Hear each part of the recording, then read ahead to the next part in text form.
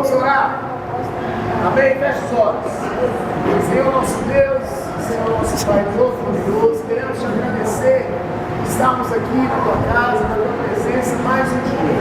Obrigado, Senhor, porque até aqui o Senhor tem cuidado de nós.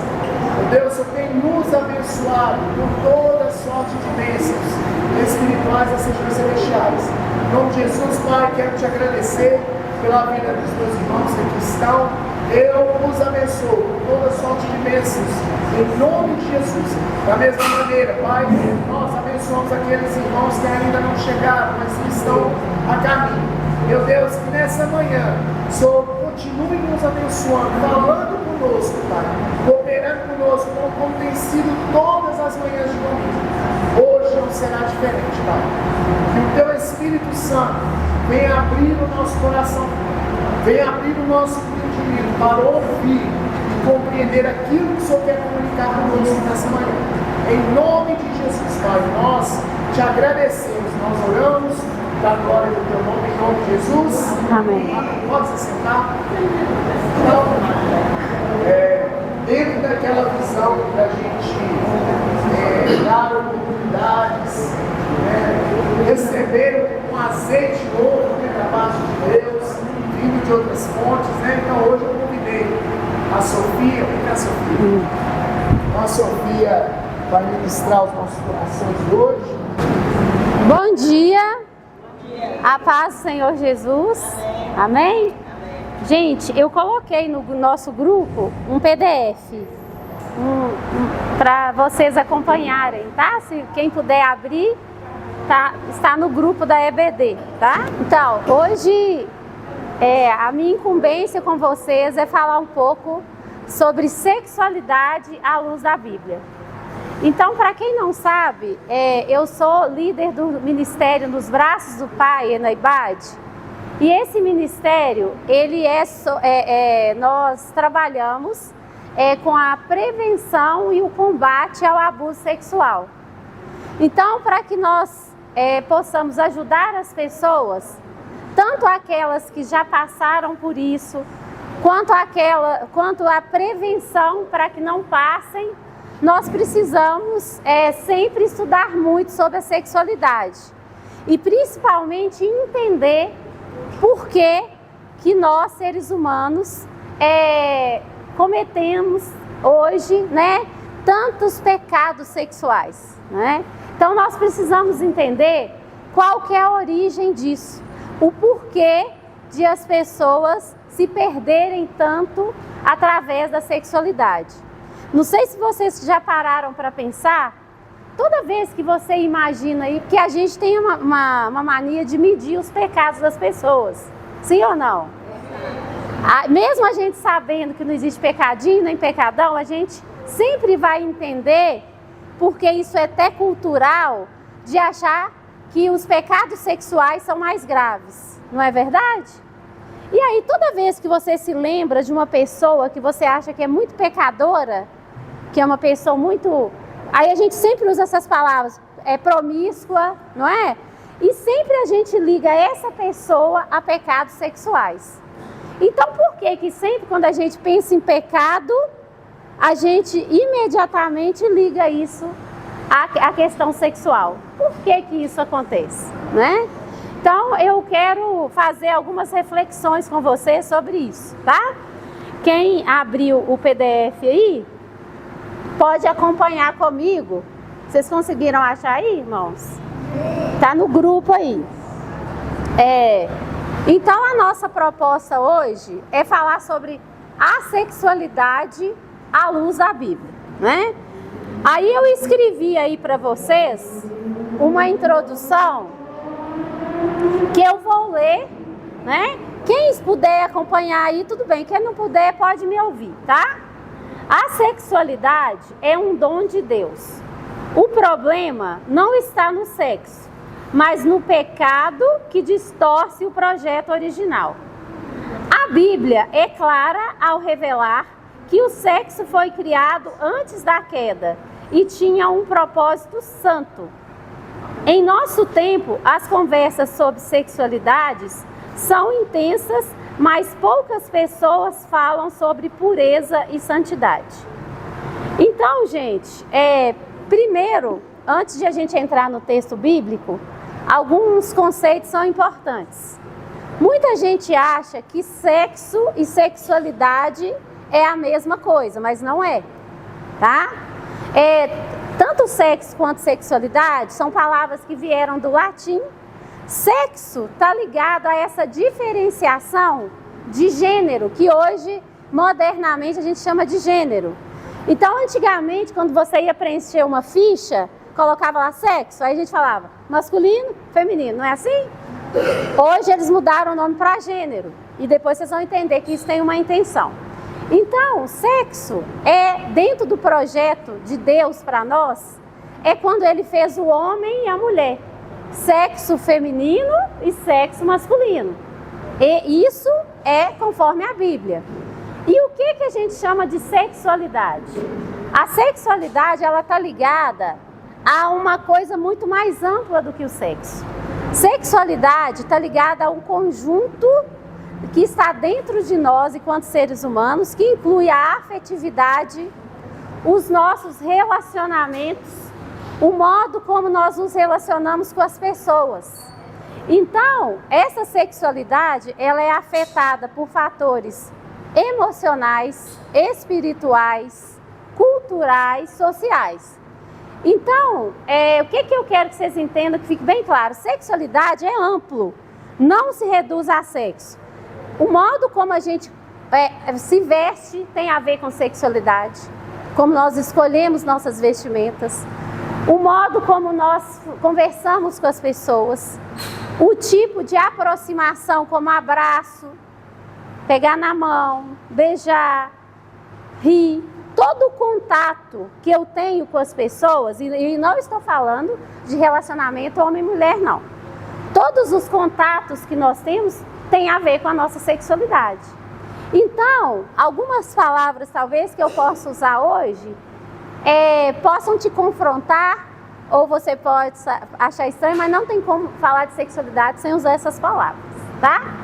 Então, toda vez que a gente fala em sexualidade, nós temos que pensar, por exemplo, no funcionamento do nosso corpo e na dimensão física, e também como que nessa dimensão física nós nos relacionamos com o outro.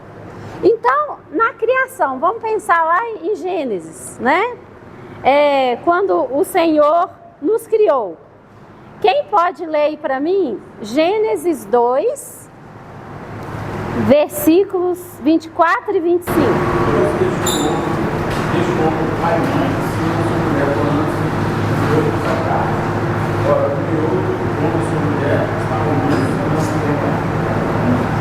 Vocês entenderam o que o irmão leu? Né? O homem criou o homem e a mulher em uma só carne. E no versículo 25 fala o quê? Que eles estavam nus. E não se envergonhavam. Então, qual que era o plano de Deus para nós? O plano de Deus para nós é que Ele criou o homem e na sua dimensão física de corpo, nós não teríamos vergonha, por exemplo, de ficar nus.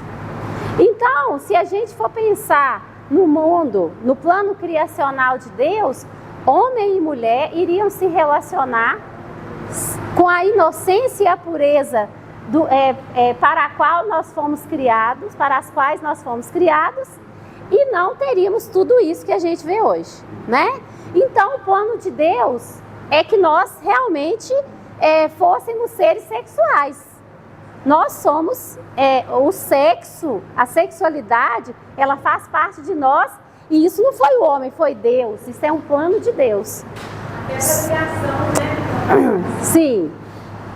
Som melhorou agora. Senão eu sair daqui sem voz. Então, o que acontece, gente? O plano de Deus era bom. O nosso corpo, o que depois, né, no Novo Testamento, em várias passagens vai dizer? Que o nosso corpo é templo do Espírito Santo. Então, o nosso corpo é santo. Ele foi criado por Deus como algo bom, né? O sexo foi criado por Deus como algo bom. Desejar o corpo do outro não é pecado. Só que para isso precisa haver uma aliança. E aí Deus cria o casamento e vai dizer, né, que o homem se une à sua mulher para que façam entre eles e com Deus uma aliança. Não é aliança só entre o homem e a mulher, né? Aliança entre os dois e Deus. E a partir disso e depois disso, sim, eles podem se relacionar sexualmente. Então esse era o plano de Deus para nós, não é verdade? Então às vezes a gente esquece disso, a gente acha que sexo é ruim, que sexo é pecado. Não. O que aconteceu depois é que complicou o negócio, não é verdade? Então eu gostaria que alguém abrisse aí Gênesis 3 e cada um, por favor, leia a partir do versículo 6. E vendo a mulher que aquela árvore era boa para se comer e agradável aos olhos e árvore desejada para dar entendimento, tomou do seu fruto e comeu, e deu também a seu marido, e ele comeu com ela. Depois de que o homem se defendeu com cada fruto, talvez foi eles tiveram E ouviram a voz do Senhor Deus, que passeava no jardim pela viração do dia, e esconderam-se Adão e sua mulher da presença do Senhor Deus, entre as árvores do jardim.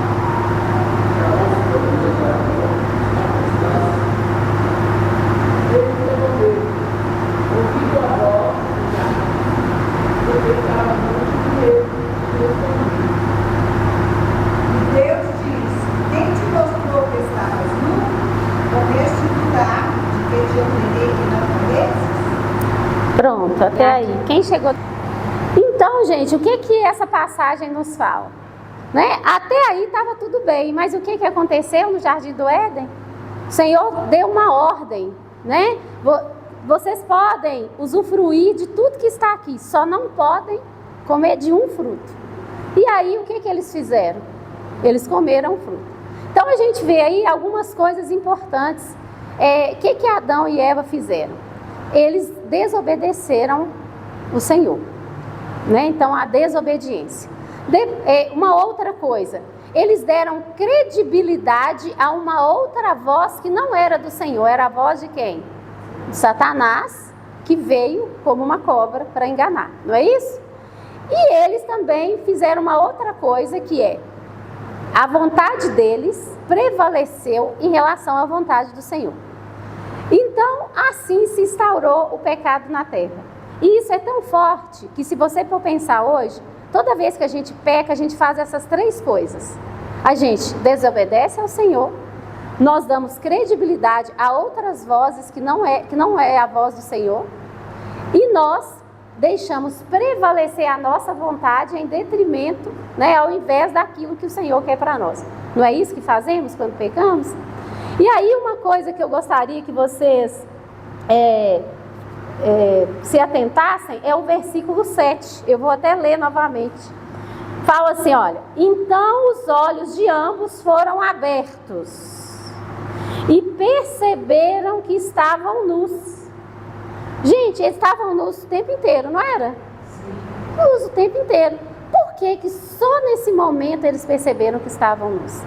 Porque ali, né, a palavra vai nos levar a refletir que há uma quebra, né, da inocência, uma quebra da pureza, né? Por isso que a gente chama isso de queda, não é? Que a gente estuda criação, queda, redenção e consumação.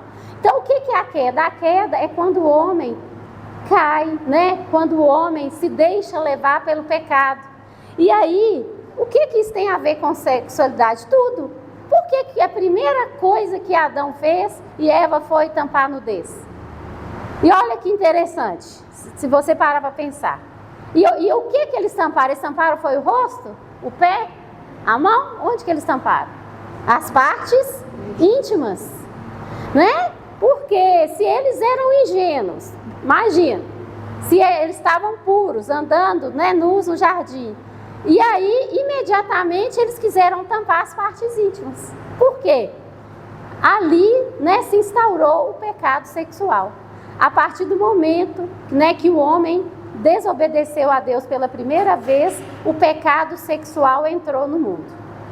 E nós sabemos, se você for ler o Novo Testamento todo lá, tantas imoralidades sexuais, né? As poligamias, né? Lá em Oséias fala de quando o Israel estava perdido, né? As pessoas faziam sexo em grupo, era orgias sexuais. Então, quer dizer, o pecado, ele coincide com a queda do homem, né? E os pecados sexuais, por que que eles são tão graves e por que que eles nos corrompem tanto? Porque eles mexem com a nossa identidade. Quando você pergunta, quem sou eu diante de Deus? Lá no Éden, quando o irmão estava lendo aí, alguns dos irmãos, a primeira coisa que Deus pergunta para Adão, versículo 9, olha, chamou porém o Senhor Deus, o homem, ele chamou Adão, tipo assim, meu filho, você que tem responsabilidade pela sua casa, né? Por isso eu estou te chamando primeiro. Então a gente tem que pensar, por que ele não chamou Eva? Uai, ele que é o sacerdote, não é? Chamou Deus o homem e perguntou o quê para o homem? Onde estás? Será que Deus não sabia onde que ele estava? Deus não sabia, não? Claro que ele sabia. Mas quando ele pergunta onde estás, você tem que ampliar o sentido dessa pergunta. Onde estás? Tipo assim, quando não tem uma coisa assim que quando às vezes você está num lugar, mas sua cabeça está em outro, né? Aí a mãe chega e fala, você chega e fala com seu filho, fulano, aí nem olha para você. Aí a gente brinca assim, você está onde? Em Marte, Plutão? Você tá, então, mas não é exatamente isso. Na verdade, Deus estava perguntando para Adão, não é onde que ele estava fisicamente, né? Na verdade, onde está o seu coração? Onde é que você se perdeu? Tipo assim, como assim? Eu te expliquei, eu te orientei, eu te mostrei aí, olha, tudo de bom que você poderia usufruir, há de eterno, né? Para o resto da vida, e você fez isso? Então, sempre quando nós pecamos, Deus faz essa pergunta para nós, né? Onde estás? Né? Você se perdeu onde? Onde está o seu coração? Né? E aí nós somos questionados. Na verdade, nós somos questionados por nós mesmos, né? Porque nós conhecemos a palavra, nós sabemos aquilo que Deus, todos nós conhecemos. Adão e Eva também sabiam o plano de Deus para a vida deles. E mesmo assim, eles pecaram. Então, gente, a sexualidade, ela vai ferir a nossa identidade e vai confundir quem nós somos em Deus e diante de Deus.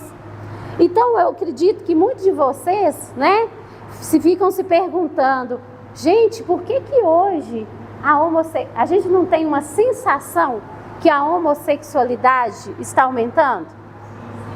E não é uma sensação, é uma verdade? Ela sempre existiu? Sim, né? Lá em Levítico fala dos afeminados. Olha, imagina. Sodoma e Gomorra também, né? Quando os anjos foram para a casa de Abraão, a Bíblia fala que os homens da cidade, aí é interessante porque fala os jovens e os mais velhos, eles foram na casa de Ló e pediram que os anjos saíssem para que eles os conhecessem.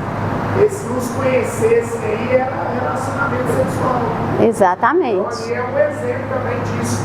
E só complementando, a perversidade sexual lá era tão grande que isso ficou arraigado na família de Ló.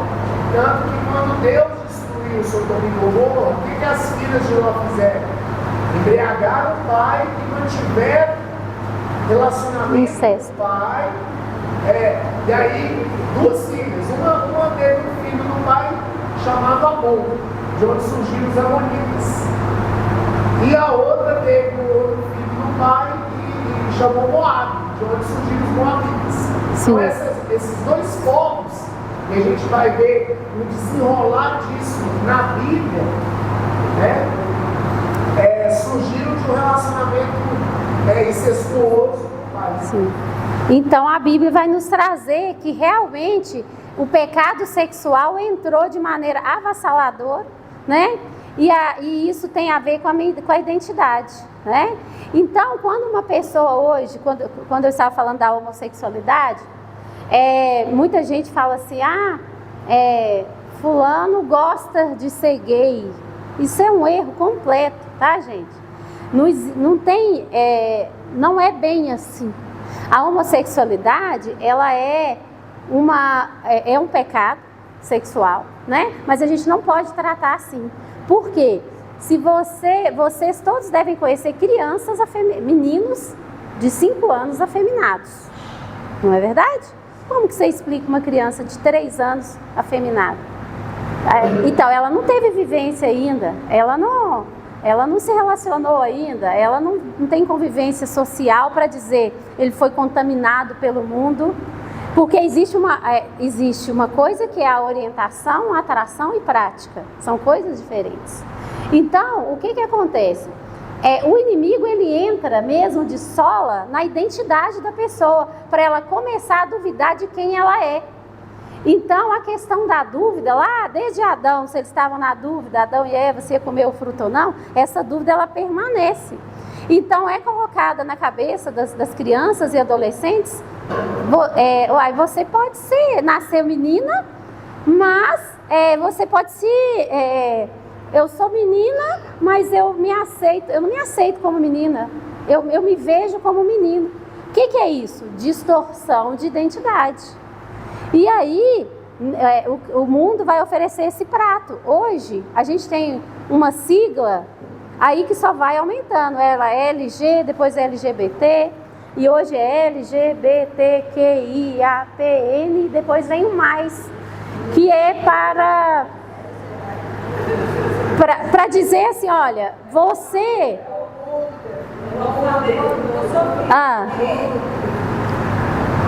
Se o ser humano já sabe, por exemplo, o homem sabe, o homossexual dele é aquele. A mulher sabe, o homossexual dela é aquele. Então, se desde pequenininho ele já tem essa tendência de ter, por exemplo, o menino achar que é menina, a menina achar que é menina. Isso aí é espiritual, né? Ô irmã, o que acontece? A questão da homossexualidade, todos nós, né, quem estuda isso, a gente estuda, e o que nós temos hoje de estudos, tanto teológicos quanto científicos? Que a homossexualidade, ela envolve vários fatores, sociais, culturais, espirituais, antropológicos. Por quê? Aí quando eu falo, os biológicos, que são os hormonais, né? Então você vê homem com uma voz muito fina, não é isso? Você vê uma mulher que você olha e com aparência masculina, ela tem até o formato do corpo, etc. Então existem também os componentes biológicos científicos. Só que o que acontece? Individualmente, não está funcionando não? Individualmente vai depender, cada um, mesmo que você tenha componentes biológicos que te fazem, as pessoas olham para você e você se identifica como homossexual, a vivência da homossexualidade é uma outra coisa. Então, por exemplo, tem meninas que são femininas e tal, mas quando elas chegam, por exemplo, com 13 anos, elas são estupradas, abusadas sexualmente, começa a negar a figura masculina, tem um pai abusador, violento e tal, ela começa a achar que gosta de mulher. E ela começa a ter uma vivência homossexual. Ela tem cara de menina, ela tem rosto de menina, ela se veste como menina, mas começa a se relacionar como mulher pela negação da figura masculina. A referência que ela não tem. Ela relacionamento da mãe, por exemplo, e fala, homem não presta. Homem não presta. Então, se o homem não presta, eu vou me relacionar com a mulher. Então, os casos são individuais. Aí, se você me perguntar, como que a gente trata isso na igreja? Como que a gente trata isso? E aí eu tenho uma boa experiência, que eu fiquei 8 anos como líder de adolescente, aqui na IBAD, e infelizmente, né, ou felizmente, porque tiveram confiança, alguns já chegaram e disseram para mim, meninas, eu gosto de mulher, homem, eu gosto de menina. Então, o que acontece? O que a gente faz nesse caso?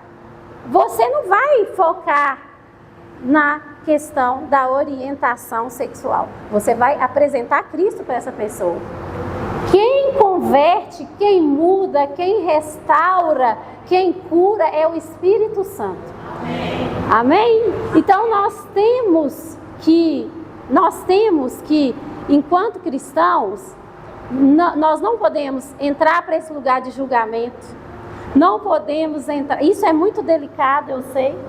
Mas nós não podemos, nós temos que apresentar Cristo para que Ele entenda. A salvação é individual, não é isso que a gente fala? E como cada um conhece Jesus, também é de uma maneira individual, não é isso? E a palavra do Senhor fala: vinde a mim, os que estáis cansados e sobrecarregados. Exatamente. Então o que a gente coloca o preconceito no lugar do nossa missão enquanto cristão. Nossa missão enquanto cristão é formar discípulos. Nós não podemos perder isso de vista. E muitas das vezes a sexualidade, ela mexe tanto com o nosso ego. Isso é um absurdo, né? Aí a gente vai para aquele lugar de juiz e a gente não consegue ajudar as pessoas, né? Então a gente precisa entender, né? E aí a gente começa a achar, por exemplo, que o homossexual tem mais pecado do que um homem adúltero, do que uma mulher adúltera.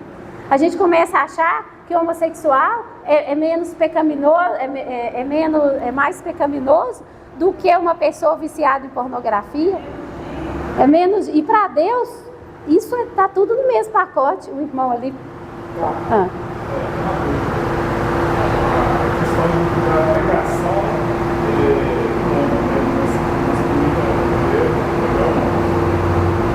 seria também uma estratégia de pegar a paternidade de Deus?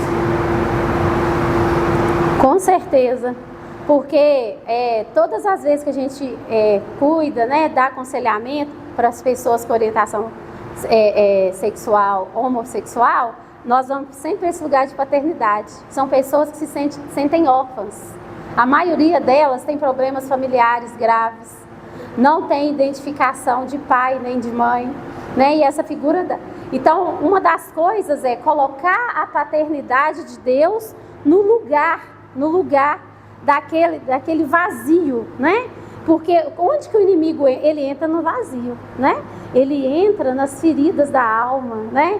Ele entra no coração ferido, né? Então, quando eu vejo assim um adolescente muito sensível, muito triste, a gente tem que, eu como professora na escola, a gente não pode chegar e falar, orar, não é assim? A gente tem que começar a orar em espírito, porque a gente sabe que é ali que o inimigo entra, que aí vem a brecha, né? Onde a sua família não cuida de você, onde você tem uma família omissa, onde foi ferida a sua paternidade. E quando a gente fala de paternidade, é a paternidade de Deus, mas pai e mãe, que é fundamental, aí o inimigo entra. Pastor, o senhor queria falar? Eu quero usar um exemplo aqui, que vai responder um pouco de uma... Você falou várias coisas importantes aí, Sofia. Você falou de questão da identidade. E outra coisa importante que você falou sobre a voz. Qual voz que nós estamos dando ouvidos, né? E aí a gente vê na Bíblia, um exemplo claro disso. Jesus, quando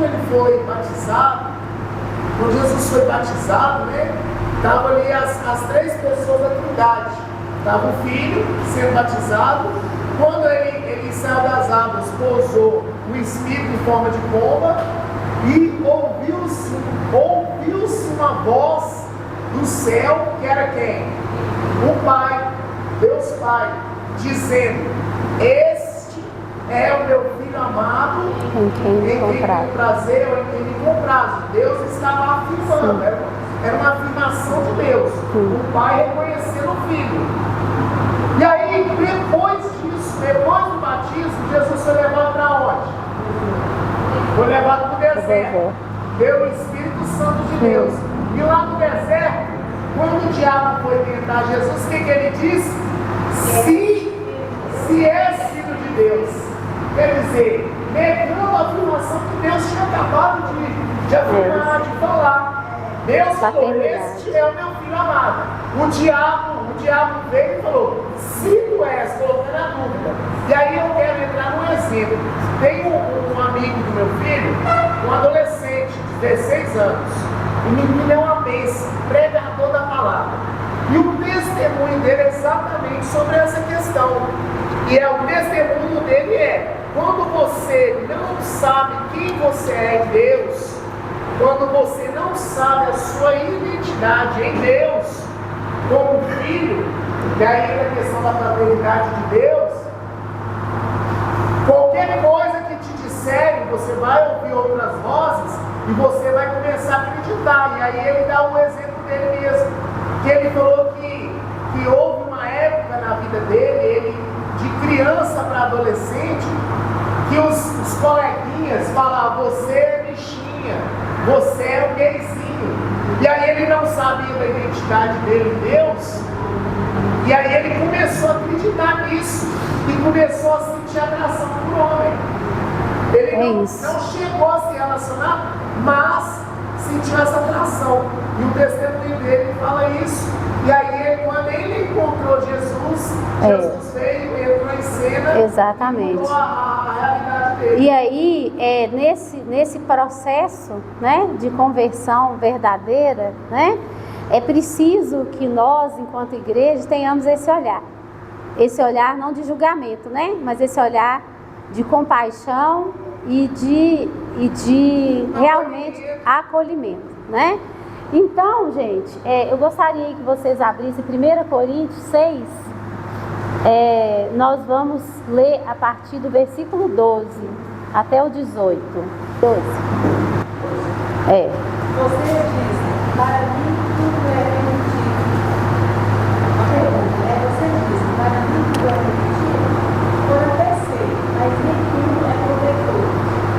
Para mim tudo é permitido? Talvez. Mas importante a mim, não me deixarei dominar por nada. O alimento foi feito para o estômago, o estômago para o alimento? Talvez, mas Deus dará fim a ambos. De qualquer modo, o corpo não é para a imoralidade sexual, mas para o Senhor, e o Senhor para o corpo. Deus ressuscitou o Senhor, e Ele também nos ressuscitará com o seu poder. Até o 18? Ok. Então, a gente sabe, né, gente, que existem outras passagens na Bíblia, além dessa, que fala das imoralidades sexuais. Então, né, quando Adão e Eva pecaram, o pecado entrou no mundo. Adão teve 3 sentimentos muito fortes que a palavra vai dizer, que é a culpa, a vergonha e o medo. Aí a gente pensa, por que o medo? É o temor a Deus? Sim, mas imagina aí, principalmente quando você era mais jovem e tal, quando a gente fazia uma coisa errada, a gente não tinha medo? Medo dos pais descobrirem, medo de aquilo ser revelado, né? Medo do pai, da mãe, da professora, não é assim que funciona? Então, Adão teve medo, culpa e vergonha, né? Por quê? Porque ele ouviu outras vozes, porque ele desobedeceu a Deus, porque ele deixou prevalecer a vontade dele em detrimento, né, ao invés do que Deus planejou para ele. E é isso que a gente faz, né? Quando a gente pensa em pecados sexuais. E aí a gente sabe que a Bíblia vai dizer tem várias passagens sobre a imoralidade sexual, Gálatas, Levítico, né, Coríntios, etc. E tem algumas palavras que a Bíblia usa, né, que vieram do grego, não sei se vocês já ouviram falar, porneia, moicheia e a aselgeia. São palavras, né, que você vai ver em várias palavras, eu até coloquei aí na folha que eu passei para vocês. Todas essas 3 palavras que aparecem ao longo da Bíblia vão estar relacionadas às imoralidades sexuais, né? Porneia, por exemplo, significa desvio da pureza sexual. Então, quando a gente fala em fornicação, adultério, relações sexuais fora do casamento, pornografia, prostituição, né? Moicheia está ligada ao adultério e à infidelidade conjugal, a quebra da aliança, né? E a aselgeia está ligada àquela promiscuidade, né? A licenciosidade, sensualidade exagerada, né? Aquilo que domina os sentidos. Então, como que isso se dá no mundo de hoje? Como que a imoralidade... Você sabe que isso vai mudando ao longo do tempo, né? E hoje a gente tem algo que é muito bom para a sociedade do século XXI, mas também que trouxe vários problemas, que se chama internet, né? Então a gente sabe, não sei se vocês têm essa dimensão, mas a pornografia hoje é um dos problemas mais preocupantes dessa sociedade quando a gente pensa em pecados sexuais.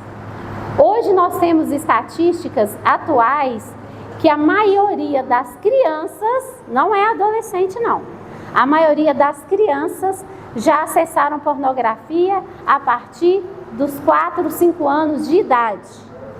E por que isso? Porque nós estamos permitindo, nós adultos, que crianças fiquem horas mexendo no celular. Então eu quero arrumar a casa, eu dou um celular para minha filha, para o meu filho, para o meu neto e vou arrumar minha casa, né? Os adolescentes, a mãe monitora durante o dia, depois fala assim, na hora de dormir, boa noite, hora, vai para sua cama, até amanhã. O que o menino faz? Ele fecha a porta do quarto e fica, às vezes, a noite inteira mexendo nisso aqui. E o sim, sim. Eu vi o mais novo, tem 23 anos, né? Eu tenho netos. Aí eu falo pro meu filho, para a esposa dele, olha, vocês têm que ir para a igreja mesmo, não tem refúgio, né? Vocês aprenderem como lidar com as crianças, porque hoje é um desafio mais para os pais. Sim. Verdade. Gente, a pornografia, por que ela é tão destruidora? Por que ela tem esse poder destruidor? Né? O que é pornografia? Né? São vídeos, hoje são vídeos, antigamente era revista, né, irmãos? Muito antigamente. Né? Que mostram relações sexuais totalmente desvinculadas com a realidade. Então, uma criança, um adolescente que nunca teve uma relação sexual e se depara com aqueles vídeos, ele tem uma ideia totalmente deturpada, totalmente desfocada da realidade do que seja uma relação sexual.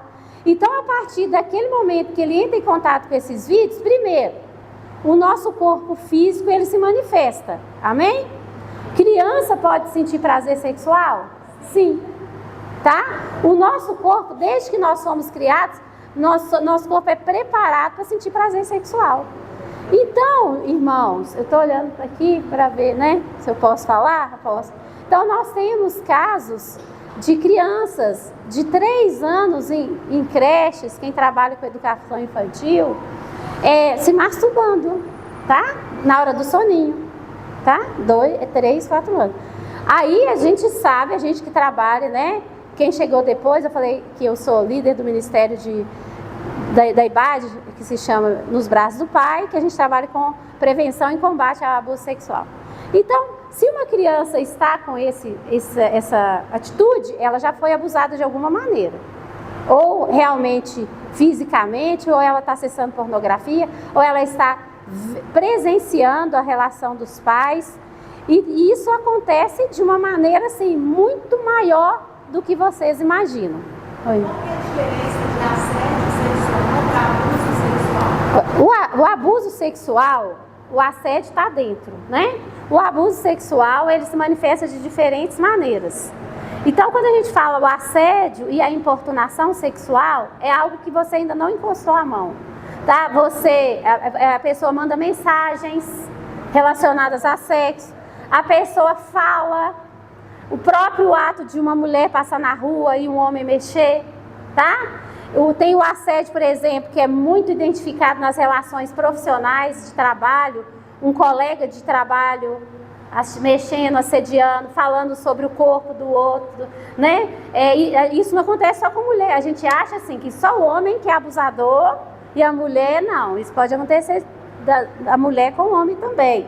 Então a mulher, por exemplo, que ela é chefe, aí ela tem um funcionário, aí ela assedia ele todo dia, fala do corpo dele, da roupa, e isso já é abuso sexual, e isso já é crime, né? Então isso é que a gente chama de assédio, né? Esse incômodo, é aquela pessoa que vai incomodando a outra com questões sexuais, desde mensagem, falando, né?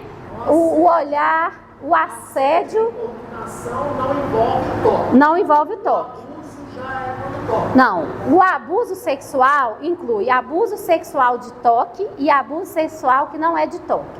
Quais são os abusos sexuais que não configuram, de não encostar? O assédio sexual e a importunação sexual.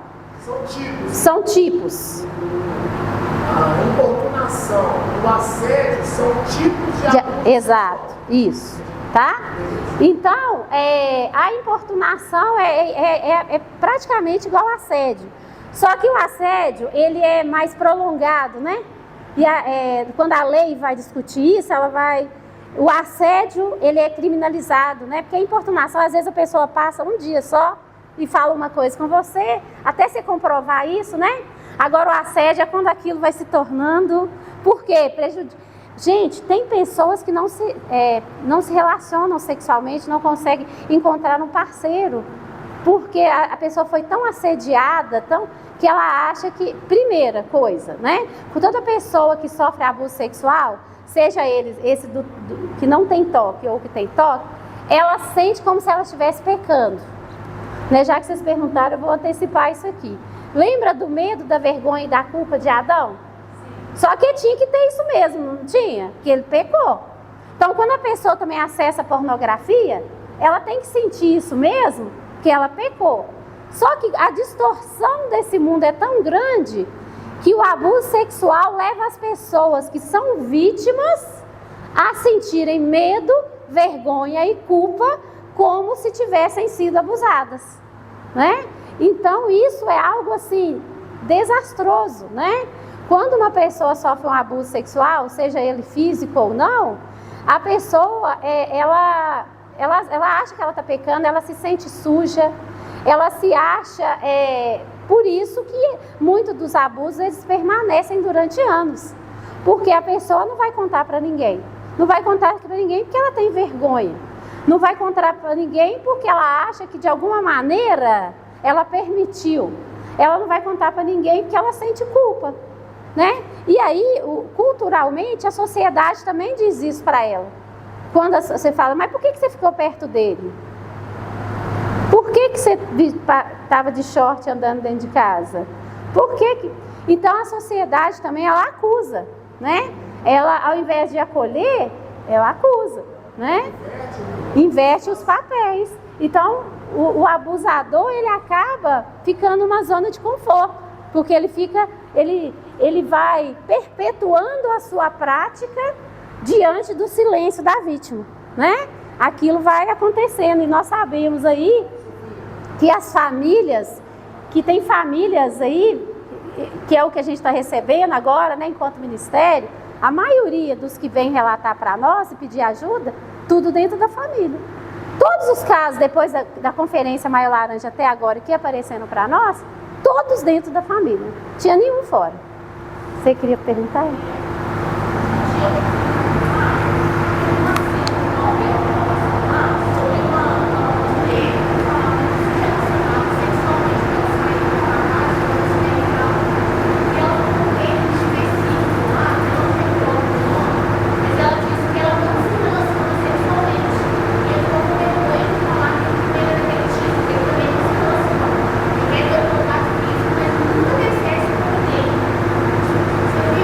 Não,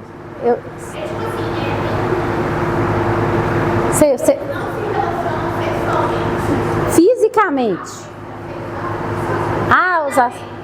Sim. Tá. Não, os assexuados, né? Que estão dentro daquela sigla, viu? Sabe aquela sigla LGBT lá? Os assexuados é aqueles que não têm a prática física do sexo.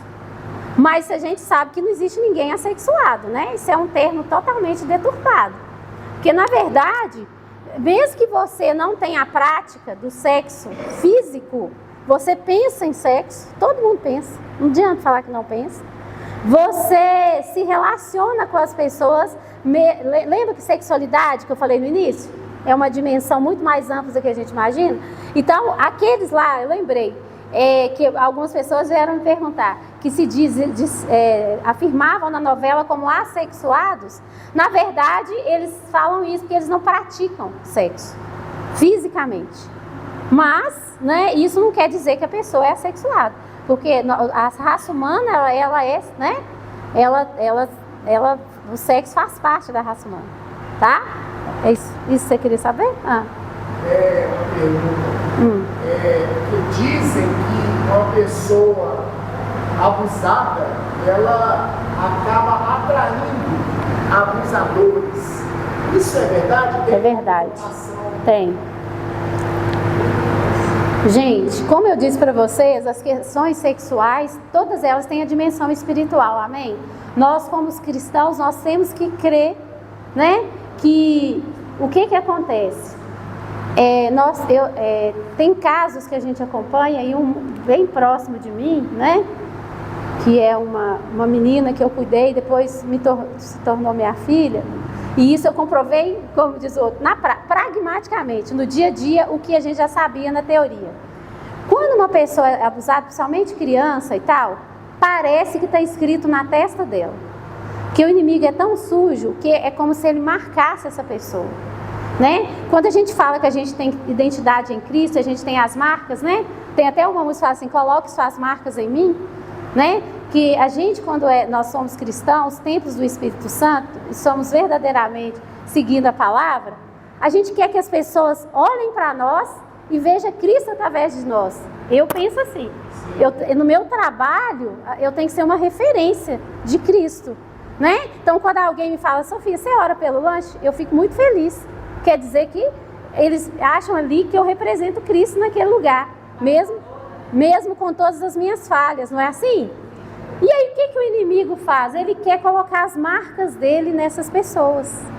Então, uma criança que foi abusada, geralmente ela não é abusada só uma vez, e ela não é abusada por uma pessoa só, né? Há vários casos de repetição de abusos, por pessoas diferentes, né? Nós acompanhamos um caso aqui era adolescente da nossa igreja, hoje ela já é uma jovem, foi morar em abrigo, é uma longa história. Mas assim, quando a gente foi identificar o caso dela, pastor, ela já tinha sido abusada por várias pessoas diferentes. Parece que está escrito na testa, né? Essa outra adolescente que eu acompanhei mais de perto, ela foi abusada primeiro pelo padrasto, aí foi retirada na medida protetiva, não porque a mãe, porque geralmente as mães são omissas, infelizmente, né? Uma madrinha descobriu, ameaçou a mãe e tal, medida protetiva. Aí saiu da presença do padrasto, foi morar na casa da avó, começou a ser assediado pelo tio, saiu da casa da avó, né? Aí depois, vários casos, ela foi para o aparelho, 2 anos depois, um dentista assediou ela, o dentista do aparelho.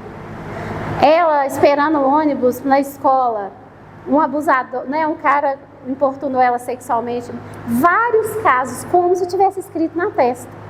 E aí também a gente tem que tirar aquele estigma de dizer, mas será que é porque ela andava com uma roupa curta?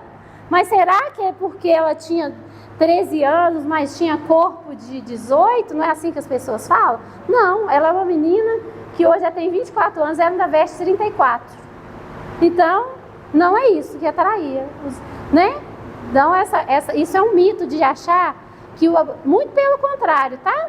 As maiores fantasias sexuais desses pedófilos é para os corpos cobertos. Então, não tem essa ilusão de que a pedófilo vai abusar dessas meninas. Que a gente fala assim, nossa, essas meninas estão andando quase peladas, não é? Na rua, por isso que é claro que a exposição do corpo, eu não posso entrar nisso, não dá outra aula, né? Quando uma menina expõe o corpo assim, diz muito sobre a autoestima dela, né? Não quer dizer que ela está querendo ter relacionamento sexual necessariamente, quer dizer que ela está com a autoestima lá no chão, que ela acha que para alguém achar ela bonita e para ela ser admirada, ela precisa andar daquele jeito. É muito mais uma ferida na alma, é uma menina que está em sofrimento. Eu tenho compaixão quando eu vejo uma menina muito pelada, Eu não acho que ela é uma vagabunda, como as pessoas dizem, não. Ela está em sofrimento. Porque se ela acredita que ela vai atrair sexualmente um homem... Não, na verdade, o ideal da princesa do castelo é para todas. Ela acha que ela vai conseguir um marido daquele jeito. Não é isso? Porque todas as meninas querem casar. Então ela acredita nisso. Só que a gente sabe que não é assim, não é?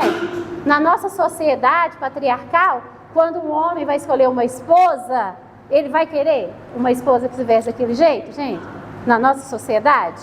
Eu nem estou falando se isso é certo ou se é errado, não vou entrar nesse mérito. Mas ele não quer. Então elas têm uma visão deturpada daquilo que ela representa para um homem. E isso tem a ver o quê? Com a identidade. Então a gente sempre volta à questão da identidade. E aí, gente, hoje, quais são os pecados que estão... Eu até listei para vocês aí, olha. Como isso se dá no mundo de hoje? As imoralidades sexuais. Pornografia, masturbação compulsiva, promiscuidade e perversão, que inclui adultério, incesto, bestialidade. Vocês sabem o que é? O incesto, vocês, é relacionamento, né? O pai com a filha, né? Mãe com filho, etc. E a bestialidade é que hoje se chama de zoofilia, né? A perversão se tornou tamanha. Se tornou não, porque tem na Bíblia lá casos de muitos anos atrás assim também, que essa coisa de bestialidade fala lá em Levítico, né? Então, que pessoas que têm relacionamento sexual com animais, nem relacionamento, né? Relação sexual com animais. Então hoje, a pornografia, por que a gente identifica a pornografia como algo mais sério? Porque ela trabalha na mente. Tem várias pessoas que são viciadas em pornografia que nunca tiveram relação sexual. Muito pelo contrário, né? Nós estamos acompanhando um caso aí, passou de um homem casado, e ele tem aí acho que 6 anos de casado, e ele está fazendo todos os tipos de tratamento para poder ter relação sexual com a esposa, porque ele casou com 40 anos e ele desde a adolescência acessava pornografia e ele entendeu o sexo só através da masturbação. Ele nunca tinha tido uma relação sexual com uma mulher e agora ele não consegue com a própria esposa que ele ama tanto. Então, quando a gente fala das questões sexuais, é uma coisa muito séria, né? E aí, a gente também não pode deixar... Então, a masturbação, então você fala, não, isso é adolescente que prende no banheiro. A gente sabe que não é. Tem vários adultos casados que têm essa prática, tá? Vários... e crente não faz isso não? Hein, gente? Gente... Então, isso está impregnado na nossa sociedade, né? E é entre adultos, entre adolescentes, infelizmente, entre crianças. E uma coisa que a gente não pode deixar de falar é do adultério, né? Que é a quebra da aliança, né? Então, quando a gente fala lá, né, que Adão e Eva quebraram a aliança com Deus, e aí hoje, como é que as pessoas fazem isso, né? Elas se casam, se comprometem e depois cometem o adultério, né? E traem as suas esposas e os seus maridos, quebram a aliança do casamento e quebram a aliança com Deus, né? Então, quando a gente fala de pornografia, masturbação, promiscuidade, perversão, a gente está falando de algo que nós, se buscarmos a Deus, né? Se entendermos que nós somos filhos de Deus, e que nós temos um Deus que é fiel, que é rico em graça e misericórdia para nos perdoar, nós conseguimos, né, nos redimir, né? E aí, para isso, a gente precisa produzir o verdadeiro arrependimento, né? E quando a gente começa a entender essas coisas, a gente começa também a ter um olhar mais sensível para as questões sexuais do outro. Porque muitas das vezes a pessoa abusada está do seu lado. Muitas das vezes você tem aí uma parente, filho, neto, sobrinho, comece a perceber os sinais, tristeza, isolamento, insiste para ir na casa de alguém, não quer. Todo mundo está indo para a casa da tia, não quer ir para a casa da tia. A gente precisa entender esses sinais, estar sensíveis, né? Então eu espero que vocês saiam daqui eu, como sou desse ministério, eu não posso deixar de falar isso com vocês, né? Eu espero que vocês saiam daqui sensíveis para essa área sexual, para vocês, além de cuidar de vocês, enquanto discípulos de Cristo, cuidar das outras pessoas, né? Que a gente precisa entender que o abuso sexual é crime. Todos esses outros que nós falamos aqui, ó, homossexualidade, a pornografia, são pecados sexuais que têm a ver conosco enquanto indivíduos e algo que, se nós buscarmos ao Senhor, nós vamos conseguir nos libertar, né? É de um dia para o outro? Não, é um processo. Mas sabe por quê? Por que está cheio de crente, cheio desses problemas todos que eu listei aqui? Porque as pessoas têm vergonha de procurar ajuda. As pessoas têm medo. Você lembra do medo, da vergonha e da culpa? Então, muitas das vezes, você não tem coragem de procurar ajuda, né? Então, o nosso ministério, por exemplo, nós temos, eu da educação, temos psicólogo, assistente social, advogado, que a gente sabe que muitos desses casos vão para a justiça, e nós estamos prontos para ouvir quem precisar nos procurar, que seja para desabafar, para falar do que já passou, porque muita gente já passou por isso. E aí, esse tipo de vivência sexual, né, que está o contrário do padrão de Deus, ela deixa marcas. Ela traz, às vezes, coisas para o seu casamento. Muitas pessoas optam, entre aspas, pelo celibato, não é? Vocês devem conhecer pessoas que nunca se casaram, que não... Você pode ter certeza que tem uma história aí, dentro disso, de questões sexuais do passado. Então, ou a pessoa foi abusada, ou ela viveu uma vida de tanta promiscuidade, ou ela foi vítima de alguém assim, seja pai, seja noivo, seja marido, seja esposa, que ela decide não se relacionar mais. Isso faz bem? Celibato faz bem? Não faz bem. Né? A pessoa, isso eu posso garantir para vocês em termos de estudos, né, do que você vai extrapolar isso de alguma maneira, tá? Os maiores pedófilos são celibatários, tá? Eles não têm, muitos deles não têm uma vivência sexual. Muitos deles estão até casados, mas nem se relacionam mais com a esposa, porque eles não acreditam mais naquela relação. Eles só acreditam nessa vivência dentro do casamento. Também, né, pastor, que nós não podemos deixar de sair de falar. Dentro do casamento, né, a vivência sexual, qualquer vivência sexual é permitida aos olhos do Senhor? Em quatro paredes vale tudo? Isso é uma frase do mundo, irmãos. Isso não está entre nós cristãos, não, né? Quando a gente tem um casamento dentro do propósito de Deus, não vale tudo, não. Não é toda vivência sexual, e nós nem preciso listar aqui para vocês, de coisas que não agradam a Deus. Então, para que nós possamos ter um casamento dentro do propósito de Deus, se você tem alguma prática dessas, se você vê pornografia com a sua esposa, com o seu marido, se você faz sexo anal, se você se masturba quando o seu marido, sua esposa não está, você não adianta casar, não. Você não está dentro do propósito de Deus, não. Você está tendo pecado sexual tanto quanto com quem não está casado. Amém? Amém? Você falou do celibato, né? Não é isso que a gente vê na igreja católica, né? A quantidade de processos de pedofilia, né? Sim. É muito presente a homossexualidade, né? Entre os celibatários, né? A pedofilia, isso é muito presente, né?